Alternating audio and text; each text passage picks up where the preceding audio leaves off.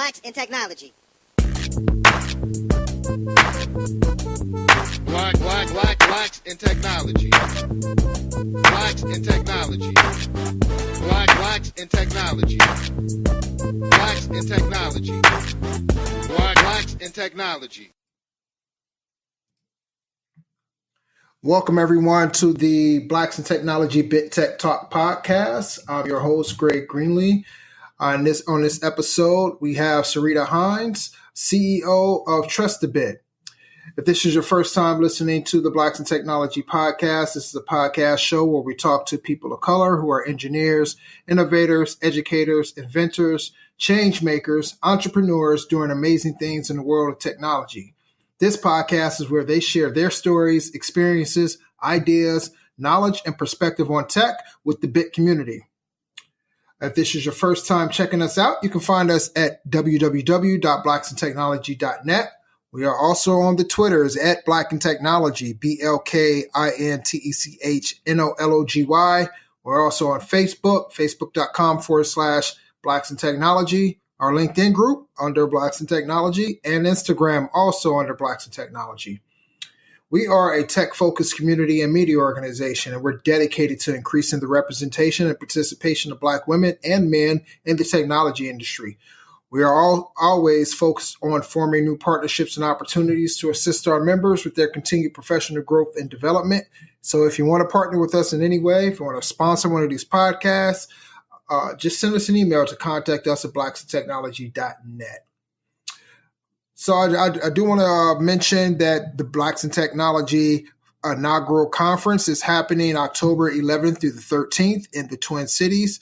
So check that site out, bitcon2018.com. Tickets are on sale now. We're building a fantastic lineup of speakers.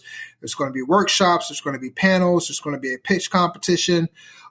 So tickets are on sale right now. You can go and purchase yours at bitcon2018.com, /tickets. And purchase the tickets. Come join us. It's going to be a fabulous conference. We're doing some amazing things at the conference. We're having some amazing press. It's going to be a fun time.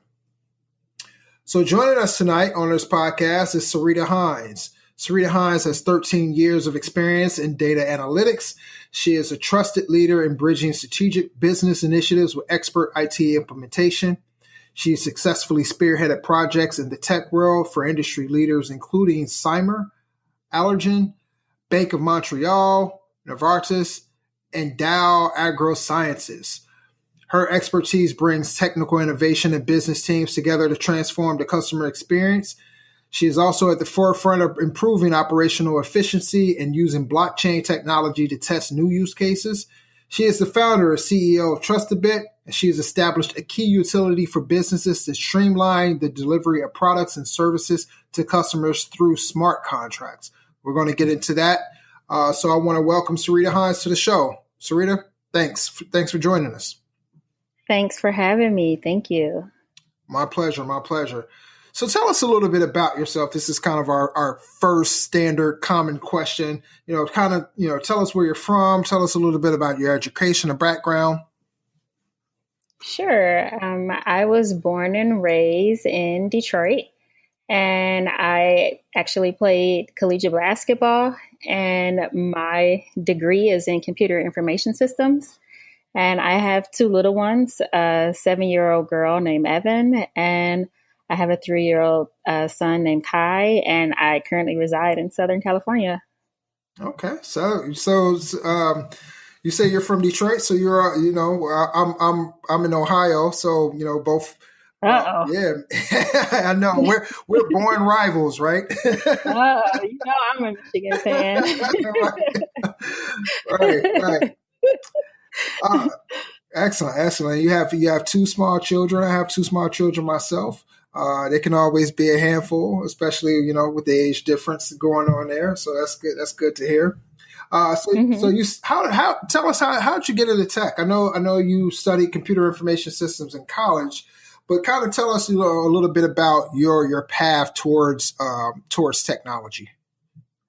It was actually my mother who got me into tech. She was, I had to be around, I wouldn't say 7 or 8, around my daughter's age right now. And my mother, she was at community college, and they, as part of the program, they gave her, I think it was like an Apple IIe computer. So one of the first consumer Apple computers. And she brought it home, and I was so excited. And I was like, I want to see how this works. So I immediately opened it, took it apart, broke it. And I just assumed she was going to be mad at me. And, she just came and politely just looked at it and said, well, okay, just fix it. So I spent like the next 2 summers trying to fix it. And it was just like little milestones I had, like putting the pieces back. This was before, the internet or before anything, right. Any manual. So I remember like first getting that power button to come back on. And, finally I got it to come back on. And it was that excitement and how I felt. And it stuck with me. So that's how it started. Very nice. Big up to moms. It's funny because my dad actually bought me my first computer, but it was my mom who was attending community college at the time. She was actually attending community college for accounting, but somehow, and I didn't notice until later on in life. I had told this story 1,000 times, and I couldn't remember. But there was a basic programming book that my mom brought home, and or she had in her collection. I don't know how I even came upon this book, but I just know it was there. I remember it was a real thin, hardback blue book. I remember it distinctly, but I never knew the story about how that book got there. And just recently, I would say probably within the last 2 years, I told my mom this, hey, I tell everybody about this story, where you have this basic programming book. And she told me that because of, they wanted people, I guess, to be kind of computer savvy, that they required that everyone take some type of computer programming course. And this is before it was way mainstream or anything like that. And she said that's how she got the book. And I was just like, oh, wow. Yeah. So big up to moms. Yes. So you study computer information systems in college. Can you tell us a little bit about, because you hear the stories of most people, they seem to study computer science. And I know that there's a distinction between computer information systems and computer science, but tell us kind of how that curriculum prepared you for the real world. And just to give you a little bit, like I know, I studied computer network engineering in college, and because of the type of curriculum that it was a lot of hands-on labs and things like that. It better prepared me from a hands-on standpoint for the real world, as opposed to computer science, which is a lot of theoretical.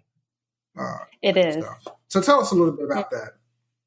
That's interesting you say that. So I tried computer science, and I think that's a different type of person to be able to excel at that. And I really tried it, and it didn't stick. Like those Java courses and the C#, it didn't stick with me. So I said, well, okay, let me try computer information systems, because at heart, I'm really good at administration and actually setting up like a network and computer architecture. Like I can set up a server environment really quick with single sign-on and Kerberos. I can do that at the back with my eyes closed. But if I need to actually program something in JavaScript, I would stare at it and it's like, like this, it doesn't work for me.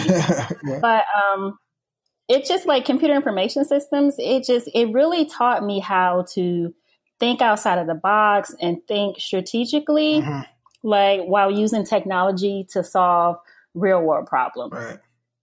Interesting. And then also, I was in the military and I was a CTO. So I learned hands-on, like with networking stuff. So I know how to like set up like switches and routers, and I get it. Like that stuff I can do because I can touch it. I can see it and I can feel it. So it played itself really well with my computer information systems background. Yeah, and just kind of add on. I'm the same way. Like I'm really just now getting around to really taking to programming because of my my job function requires a lot of scripting, a lot of dealing with applications and developers and things like that. But I was the same way. Computer network engineering involved a lot of networking, a lot of systems administration, but that's a lot of hands-on type of work and that type of thing. And I don't know if it was because of the way I process information. Like I'm more of a, I guess, kind of ones and zeros, like it is or it isn't type of person. And so if the theoretical stuff, at times it takes me a lot longer to process and to understand than it does just, hey, like if you do these series of steps like this, right, like then you can get to the end result. So I definitely understand where you're coming from. Mm-hmm. So, your LinkedIn page, your bio states that you have 13 years of data analytics experience. So explain to our audience, people who might not know what data analytics is. Tell us a little bit about what it is and how it helps businesses. I like to explain it as Excel on steroids. Okay. So it's just like that. Like if you imagine an Excel spreadsheet, just imagine like a step up from that. So just imagine like having a lot of data, and a lot of times, a lot of organizations back in the day, they're just used to looking at all that data in just like an Excel spreadsheet. So now there are different companies that they use like data analytics tool or business intelligence tools. And those tools can be like Spotfire, ClickView, Tableau. There are a whole host of those tools that allows you to look at that data visually. So now you can just look at it and see like maybe a pie chart or a heat map or a different, and be able to look at your key metrics and be able to look at the outliers visually. Same thing that, or looking at Google Analytics. That's the same thing, to be able to look at your data visually and be able to tell the story. So as a data analyst, like, what's your job function? Like, how do you take that data and kind of aggregate it and then, I guess run some type of analytics on it in order to like kind of give them that visual representation? Can tell us a little bit about that process?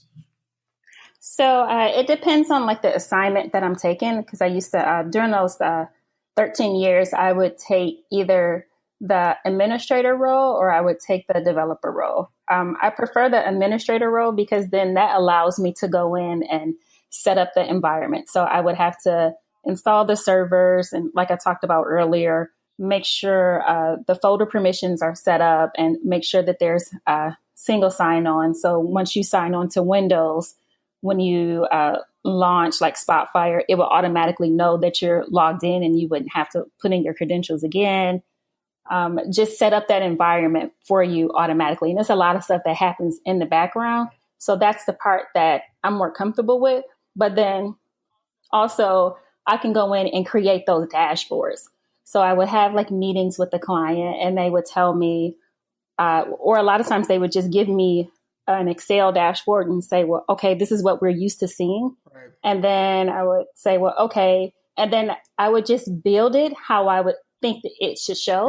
And then they would look at it and say, well, okay, well, I'd rather see this on the X-axis and that on the Y-axis. And then it'll just tell the story. So a lot of times I work with pharmaceutical companies where if a patient took a specific drug, right, it'll show like a few patients and it'll show everything that happened to them when they took that drug. So it'll show the medication that they took, if they had any adverse effects, like their blood pressure, and you can see all of that visually. So if you took like a lot of males, this was interesting too. So young males between like the age of like 18 to 22, they're the ones that they sign up for the studies the most because they're trying to get the money to take out women on dates. So they signed up for those trials the most. Wow. And then you get to see, that was interesting. I was like, oh, they do. So they take all of these different like drugs to see like what happens with them. Like healthy males sign up for these studies all the time. Wow. And then I look at the data and I give it to the physicians, and then they can visually see like what happened to them throughout the length of this study. The lengths we go to impress. Yes. That's interesting. But you know, that's such a great thing. You know, data analytics as a whole, big data and everything like that is such a booming part of technology right now. So it's good to hear, you know, that insight of, you know, that insight as to what, you know, kind of what goes on and the as far as data analytics. Exactly. So, you know, your career went from assistant manager of web content team to systems administrator to Spotfire consultant and administrator to analytics platform lead to CEO, right? So kind of give us some insight. Give us, you know, kind of how you made each leap and how you determined what your next step would be. Because a lot of our audience, you know, some of them are just starting out in IT. Some of them are looking to, you know, take that next step and they're not sure how. And your insight would be a great resource and kind of, you know, how to proceed in their career. So, you know, tell us a little about how you prepared for each step, you know, and how you actually achieved your goal. Okay. You know, I'll be honest. I followed the money, and I saw what the trends were. So, you know, as the assistant manager of a web content team, I said, well, okay, I'm making this much. What do I need to do? I want to get better every year. So what do I need to put on my resume to get me an extra $20,000 a year? Okay. So I need to be able to learn this tool. I learned that. That's how I got to a system administrator. So as a system administrator, you know, it's not really a niche. That's just something that's like almost like a jack of all trades. So then I found out like, okay, data analytics was really hot at that time. So how do I get into that? So I was working at a company called Dow AgroSciences. I found out that we just had this tool called Spotfire that no one was really using. So I talked to my manager at the time and I said, hey, do you think that I could learn this? Sure. Okay. I learned stuff like a video game. So, and my favorite game is Madden. So I said, well, okay. And I looked at it like it was a game and I played it for like months till I figured it out. I put it on my resume and recruiters started calling like 40 going north. Wow. So once I had that, it was like, well, okay. And I did that for years. And then after that, it was like, well, okay, now that I have that at a certain point, it became the money is fine, but I need something more. And what was more, it was just the knowledge. So it said, well, okay, what do I want to do now? And then I just started, what happened with how I got into blockchain was that I wanted to cut my cable bill. So I got on the internet and said, how do you do this? And then I heard somebody say, well, can you pay me in Bitcoin? And I'm like, what's a Bitcoin? And I just started reading about that. And I go down rabbit holes a lot. And then once I looked down and saw that, I saw this, like a picture of a mining rig. And it looked like a headless computer. And I was like, I can build that. So I went and bought all the parts. And me and my daughter actually built this Ethereum mining rig. And after a while, it just sat there in the corner and it just makes noise and started heating up the house. Right. And it was like, well, blowing up your energy bill. Yes, blowing up the energy in Southern California. Oh, you know, God. I had to cut that off. Right, because you actually don't need the heat if you're in Southern California. Now, if you were in Detroit, that would be right on time for those cold winters. Yes. So I wanted to learn about the underlying technology, which was blockchain. Mm-hmm. And then I was trying to figure out, well, okay, how can which industry hadn't been disrupted yet. And we found out that it was escrow and transportation. So we started figuring out like, well, which one did we want to get into? And it just happened to be transportation. So that was pretty much how the evolution went. Interesting. And I like your honesty in saying, hey, I followed the money. Right. At the end, and that's just 100% being real. Because at the end of the day, you can be as passionate as you want to be, but you have to make a living. You have to support your family. And so I like the fact that you set those incremental goals for yourself and found ways to achieve them. I think that's very instrumental in moving up in your career. A lot of people, especially, not to pick on millennials, but millennials will come out and say, I want to make $100,000 a year. And, for us old school people like me, myself, it's like I went from help desk to network administrator or network technician, I should say, to systems administrator, to systems engineer, to DevOps engineer. And it wasn't, in each I guess level, I had a plan, and that plan, whether it was to, move up in knowledge, or move up in my career, always came with a dollar amount. So, exactly. Hey, I want to make $20,000 extra this year. By the time I get here, I want to be making six figures. By the time I get here, I want to be making six figures plus. Like it's motivation, for where you want to be in your career. But I never discount the passion. Of course, you have to have the passion because, as well as I do in IT, if you don't have passion, the passion to learn and keep learning, like you might as well just sit, in your career before it even starts. Because that's really a lot of it is what it's all about. And you're a testament to that. Your curiosity led you to, breaking a computer and then fixing it.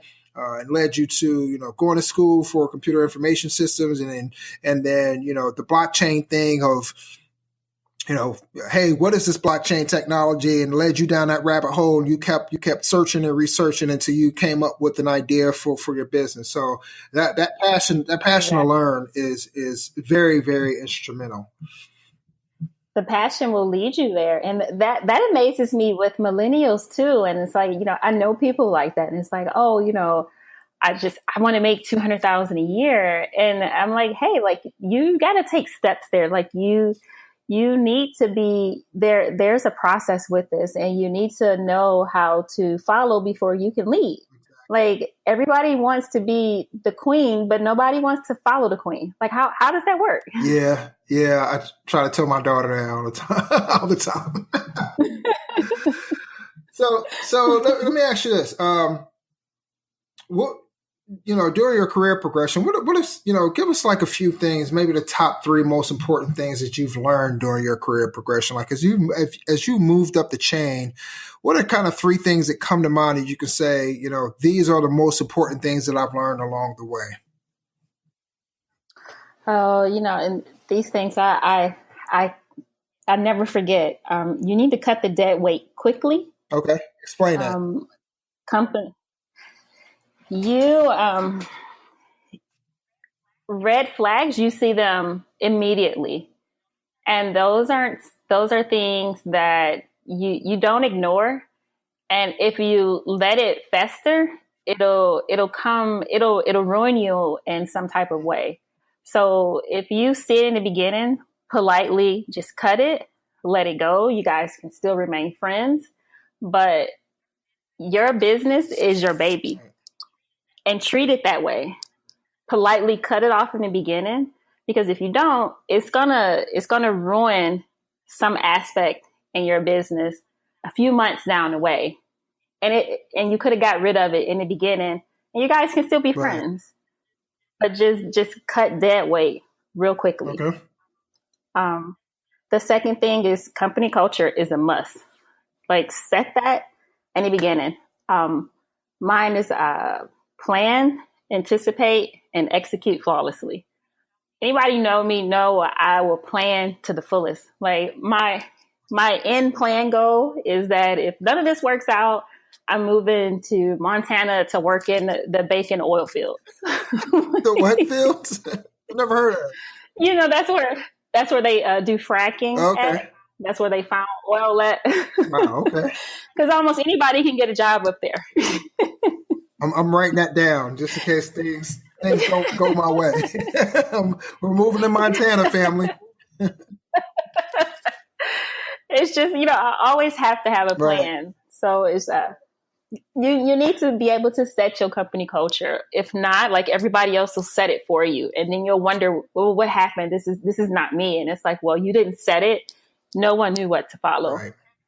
And LinkedIn is your best friend. I've had so many connections from LinkedIn.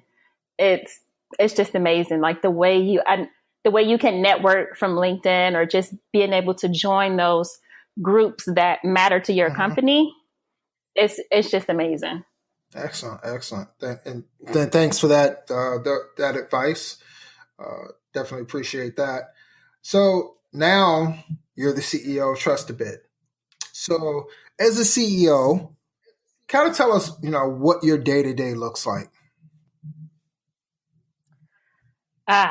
My day-to-day is I'm always focused on the next move, and I'm worrying, or I'm always thinking about my dev team.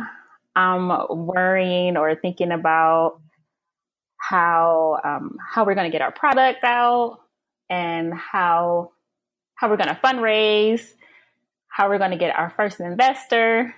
It's always nerve-wracking because we speak to a lot of VCs, and we always hear like, we love the product, we love the idea, we want to get in, but we don't want to be the lead investor. So it's always it's nerve-wracking to have that high, and it's like, oh, okay, great. This VC, that their check sizes are like at least like $500K, but then they say they don't want to be the lead investor. It's like, okay, so what do we do now? So that's my main focus, is trying to find funding and keep us afloat. Interesting. So you're fundraising. You're planning strategically. You're keeping your dev team, on top of things. And so, that consists of what, like meetings, like what, like, how are you staying on top of your dev team? Like what's the kind of, I guess, workflow of dealing with your dev team? We meet with them once a week, and I meet with my other team. I mean, I talk with them pretty much like every day, and we're all kind of scattered. We're in New Zealand. We're in India, some in California, Israel. So it's just adjusting to those time frames. Still being mom, and trying to have my goofball island with the kids and cooking. So it's a lot, but I've been managing it quite well for these past 8 months. So I'm doing good. Excellent. So tell us, what is Trustabit? All right, can tell us a little bit about what problem does Trustabit solve? Great question. So if you can remember that flight that you once had that was delayed, I'm sure it took probably around 2 phone calls and 3 months before you got a voucher for a $50 discount on your next flight. And then as a kicker, only to be used in the next 12 months. So Trustabit is going to change all that. We use smart contracts to issue vouchers quickly, easily, securely, and on the spot. And these vouchers can be redeemed at numerous locations. Okay, so what's a smart contract? Tell us a little bit about the difference between a regular voucher that you'd receive from the airlines and a smart contract. What are the benefits of that? The way you receive a voucher right now with the airline is that it's not automatic. And oftentimes you would have to call them and wait to receive it. Now, what we would do is that we would use the technology. We would be using blockchain, and one of the best features with blockchain is smart contracts. Now, smart contracts are these self-executing contracts that contain the terms of the agreement between two parties, and it's directly written into the lines of the code. Okay. So what we do is like we use smart contracts to automatically issue those digital vouchers to the passengers when their flights are delayed or canceled. Now, this reduces processing time, so it's almost immediate payouts. It reduces costs. There's no paperwork involved. And unlike call centers at large airlines, smart contracts don't need to be paid or housed in skyscrapers. So you're putting people out of jobs. I didn't say that. No, so let me see if I understand kind of how this works. So, a person, purchases an airline ticket, and there's, a certain I accept this agreement type of thing that happens. And within that, there's there's blockchain technology interwoven into that, right? So, and then if their flight is canceled, then it automatically kind of triggers this blockchain technology to issue you your immediate refund because it's tied to you and it's tied to that agreement that's only tied to you. Is that? Exactly. So as soon as you said it perfectly. So as soon as you purchase that ticket and that condition is set into the smart contract to say that, okay, Sarita just bought this ticket and I know that she's a high value passenger. She takes all these flights per year. So the airline they're going to make sure that I'm taken care of. Now, if her flight is delayed for more than 2 hours, that smart contract is going to automatically issue her a voucher. So she doesn't need to call in and no one at the call center needs to process this. It's going to automatically happen. You hear that, call center people? Trustabit is coming for you. No, but now the same can be this same technology can be used for parametric insurance. Now, just imagine like what happened in Puerto Rico, like how like a lot of people are still waiting to get paid out for their insurance. Now, one of our verticals that we're going to be using this for is for parametric insurance. So you can buy a policy, like when we partner like with the company, like a big insurance company. So we would partner with them. So you would buy an insurance policy from the insurance company, but it's powered by Trustabit. So you would, let's say like, it would be flood insurance, hurricane insurance. Now that smart contract is getting data from like a trusted data source. So let's say like the National Association of whoever. Now, once they get that data that says, oh, we picked up some information that it's 155 miles an hour per wind that's going on in this area. It feeds that data to the smart contract. That's a triggering event. The smart contract sees it and it automatically pays you let's say like $10,000 at that point.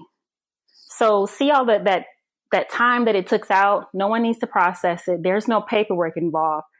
You don't even need to wait for like an adjuster to come out and say, oh, okay, a hurricane did happen. We know it happened because it's all on the news telling us that it's getting ready to happen and it's a total devastation that's happening. And so I guess that leads to how and I'm not trying to disparage insurance companies at all. And maybe I'm off base. Maybe insurance companies don't actually work like this, but sometimes it's I know it's difficult to there can be difficulties in getting paid out, and I don't know if that's due to like the processing and things like that, or if it's due to kind of how insurance does business. Like I'm just wondering kind of how insurance companies are taking, this type of thing. Are they looking at you like, oh, well, we don't like paying out people at all, and so why would we use your technology? Or are they saying like, hey, this is a game changer, this is groundbreaking, this is going to do XYZ for us, and it might actually save us time and money. Like, how's that interaction been? It's been actually good. So remember when I said that smart contracts don't need to be paid or housed in a Okay. skyscraper? Yeah. So just think, how much would it cost to send out those Right. adjusters? How much do they get paid a Mm. year? And how often do hurricanes happen? Right. So when you factor in that and how many adjusters it would take, all that paperwork, and then how many people that they need in a call center for that, they're actually saving money. So adjusters and call center people, you're on full notice right now. Trustabit is coming for you. That's excellent. I mean, just to see, the technology being used in that way to really disrupt industries, and seeing a Black woman, at the forefront of that, I think is absolutely incredible. So, kudos to you for this venture. Thank you. And it's also good for people. Just think of the people in Africa who can't afford that expensive crop insurance, but they can afford like a small portion of it. So, I mean, it's really like distributing wealth. Like they can afford like micro insurance as well. Interesting. So, I mean, we've been talking about, smart contracts, and we've been throwing around the term blockchain. Well, and we really haven't defined it. So can you give us your definition of just a little explanation of what blockchain even is? Sure. So, blockchain basically is a record of transactions that's maintained by a decentralized network via a consensus protocol. And if you're still kind of like, what's that, sis? Basically, if I wanted to send you, let's say, $50,000 right now from California and you're in New York, I can send it to you and you'd have it in, let's say, less than 5 minutes. And what we just did is that no one knew that Sarita sent it to you. I didn't have to use a third party, which is like a bank or PayPal. And no one knew that I sent it. And that's pretty much like the essence of blockchain on a financial scale. Interesting. So how is that affecting like businesses and society, like as a whole? Like, where do you see this blockchain technology going? My favorite example is turning consumers into prosumers. So just imagine when we talked about like data analytics and how that's a big thing, the reason it's a big thing is because of that one word, data. Data is like the biggest thing. I remember a couple of days ago in Detroit, they had somebody pulled this scam that said on the 4th of July, come down to this courthouse and you can get a free house if you just promise to fix it up. All you need to do is just sign up for it. What they did, they collected all of your data. But people didn't understand how valuable that was. I said, listen, they have this urban data on you. They know that urban populations buy certain things regardless of how much income they have. So now they can start suggesting you with certain ads that you may buy. So by turning you into a prosumer means that, well, okay, you have this certain data about me. I can decide that I can sell it to you for a certain amount, or I can lease it to you. So you may want to know that I'm a Black female. I stay in this part of the world, and this is my blood pressure. And, I'll probably wear like a Nike, one of those biometric devices on my arm, and I'll wear it for 30 days. And every day, let's say you would pay me 10 cents to wear it. Yeah, I'll do that. You can take my biometric data, but you don't get any other information about me besides what I want to sell you. Who wouldn't do that? So with this, that's what blockchain allows you to do, is like these micro payments that they can send you directly to your wallet. So that's what I'm really interested in, is making us, have us coming from consumers and turning us into prosumers. Interesting. So so prosumers, is that, is that like proactive? like proactive consumerism. Is that kind of where that comes from? Like, you're proactively like, you know,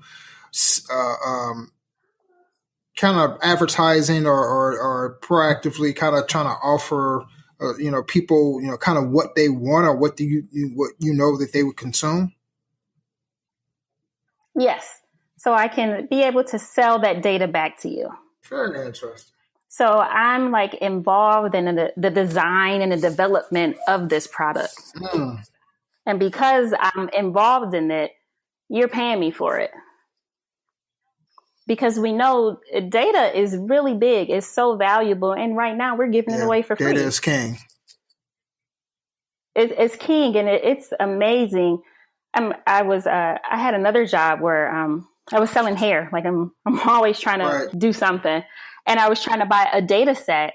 And it amazed me that this specific data set that I wanted that probably had like maybe 4,000 people on it, they wanted to sell it to me for like $20,000. And it's like, well, and it was a trusted data set from this big company called Axiom. I'm like, well, how did they get this? But if you think about it, I mean, I'm sure you remember. You remember back in the day when they said, hey, do you want to buy these CDs? Pick all these CDs, they're all for a penny. So what they were doing, even then, was like, well, okay, there's people in this household like all of these CDs or like all of these books. Like they were doing that then, and it went straight to that company. And at that time, of course, I'm just thinking it's a terrible commercial to get you to try to buy it. Buy a bunch of CDs or records at the time. Wow. Yes, but it was all about the data. Interesting. So, kind of tell us a little bit about, what's next for you, for Trustabit, the company. What's next for me is I'm going to step out there and do some more more speaking engagements where I'm not just on a panel, where it's just actually me by myself speaking like 20, 25 minutes. I do know of this one conference called Bit Conference, that the BitCon 2018 is coming up. It's in Minnesota, right? Yeah, submit a talk. We're securing. At this point, we're locking down our sponsorships, and we're trying to make it attractive for speakers. By offering like stipends and things of that nature to bring out speakers from out of town and things like that. But we would love for you to submit a talk and come out and speak. I think what you're doing with your company, what you're doing as far as blockchain, is something that our community needs to hear. They need to know how to get involved in this industry, not just the tech industry, but blockchain, to be more specific. And I think you could provide a talk that would really help people kind of see the light. On top of that, like we. Here at Blacks In Technology, we like to tout ourselves as being very technically savvy. And this conference itself is a tech conference, right? So what I mean by that, and this is not to knock anybody else or anybody who's having a conference, this is not a quote unquote diversity conference. Our job and what we're doing, our actions are tackling diversity by bringing people together in the community and offering them a platform to be able to highlight our skill sets and highlight our successes and achievements.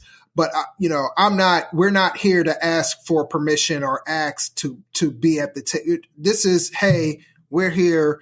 We do this. These are the things we're doing.